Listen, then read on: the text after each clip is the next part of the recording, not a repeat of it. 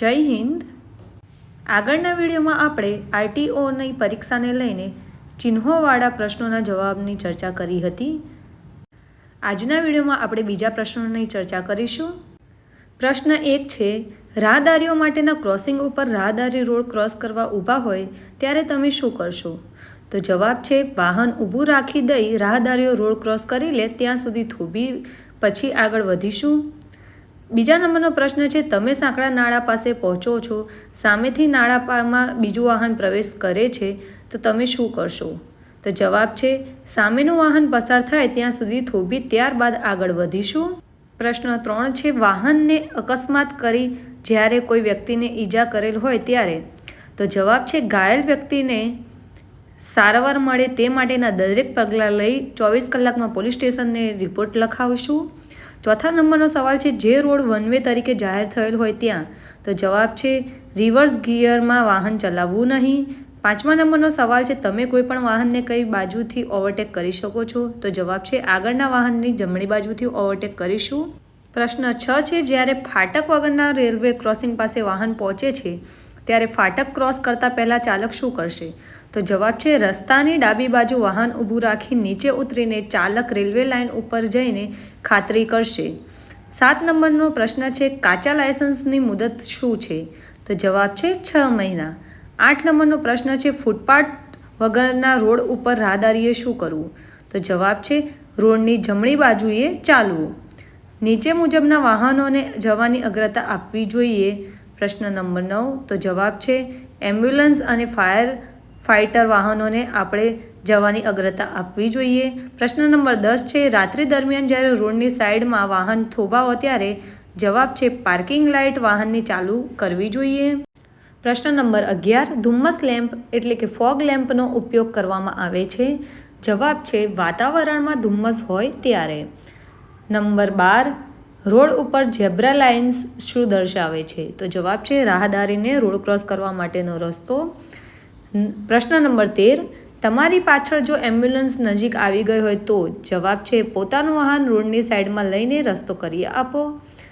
પ્રશ્ન number 14, traffic સિગ્નલમાં લાલ light શું દર્શાવે છે? તો જવાબ છે, વાહન થોભાવો।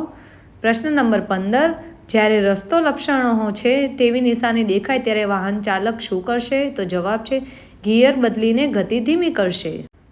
પ્રશ્ન નંબર 16, નીચેના સંજોગોમાં ઓવરટેકિંગ મનાય છે? તો જવાબ છે, અન્ય ટ્રાફિકને જ્યારે ભય ઊભો થાય તેવી શક્યતા હોય ત્યારે। પ્રશ્ન નંબર 17, પીયુસીની મુદત કેટલી છે? જવાબ છે, 6 માસ। પ્રશ્ન નંબર 18, વળાંક નજીક પહોંચો ત્યારે ઓવરટેક કરવું? જવાબ છે, માન્ય નથી, એટલે કે તમે ઓવરટેક ન કરી શકો।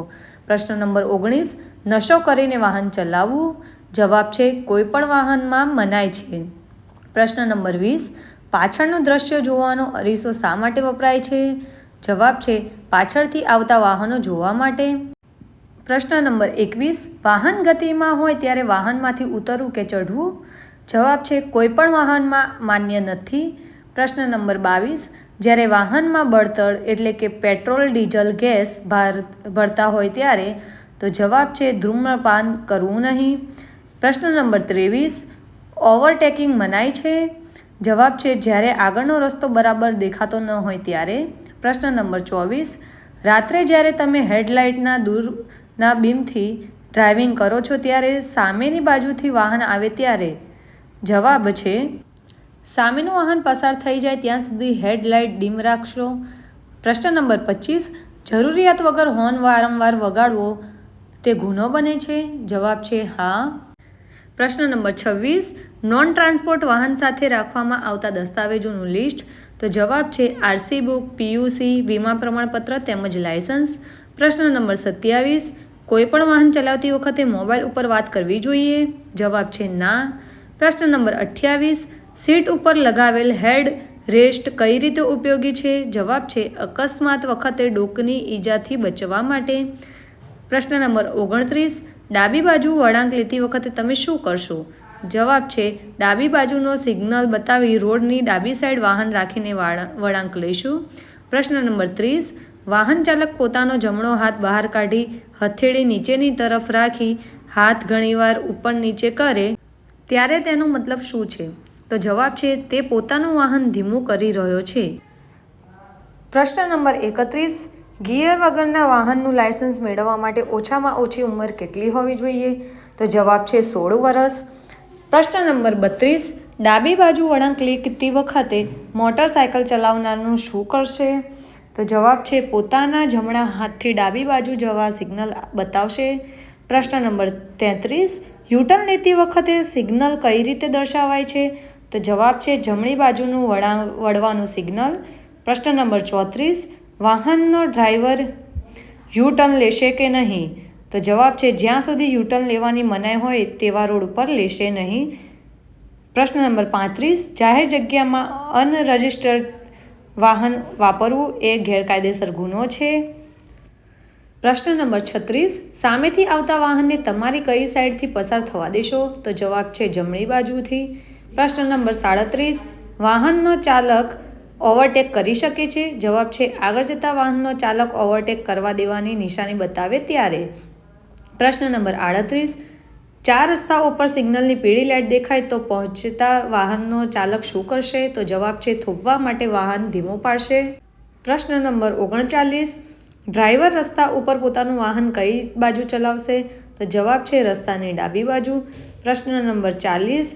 જ્યારે તમારું વાહન ઓવરટેક થઈ રહ્યું હોય ત્યારે જવાબ છે તમારા વાહનની ગતિ ઘટાડી દેશો. પ્રશ્ન નંબર 41. જ્યાં પાર્કિંગની મનાઈ છે તેવી જગ્યા કઈ? તો જવાબ છે ફૂટપાથ ઉપર. પ્રશ્ન નંબર 42. વાહનની હેન્ડ બ્રેકનો ઉપયોગ ક્યારે કરવામાં આવે છે? તો જવાબ છે વાહન પાર્કિંગ કરવા માટે કરતી વખતે. પ્રશ્ન નંબર 43. 2 કરતાં વધુ વ્યક્તિઓ મોટરસાયકલ ઉપર જાય તો જવાબ છે કાયદાનો ભંગ છે. પ્રશ્ન નંબર 44. હોસ્પિટલ પાસે તમે એક વાહનને ઓવરટેક કરવા માંગો છો તો તમે શું કરશો? જવાબ છે હોર્ન વગાડશો નહીં. પ્રશ્ન નંબર 45. શું વાહનનો વીમો કરાવવો જરૂરી છે? જવાબ છે હા.